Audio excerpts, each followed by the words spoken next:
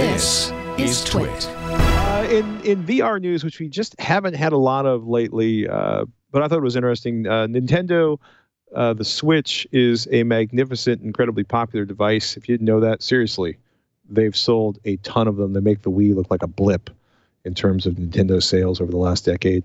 What you're looking at here is their Labo, and one of the things Nintendo is trying to do with the Switch is expand its marketplace beyond the gamers, and they've come up with kind of their own take on DIY. So this, if it looks strangely familiar, it's because you've probably seen Google's Cardboard, and it's Cardboard meets VR by way of the Switch with Nintendo's Labo VR lifestyle. And it is interesting if you own a Switch and you're looking for some fun way to experiment. For example, children plus cardboard equals fun is a kind of universal recipe.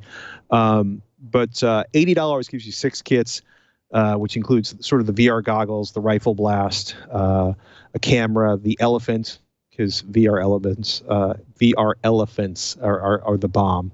Then there's a Google Blaster and goggles kit for $40. And then once you have any of the goggles kits, you can buy sort of separate $20 kits to go on with that.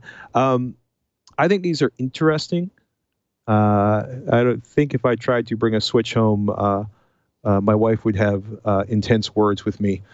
Interesting to see that. Also interesting to see Nintendo kind of moving into this area, because obviously Sony has had a lot of success with VR, and of course we're waiting for the next generation products to show up from some of the larger, more gaming-oriented VR vendors. But if you're looking for something, if you have a Switch and you're looking for something to get the kids playing around with the device other than playing Zelda, that's something for you to check out.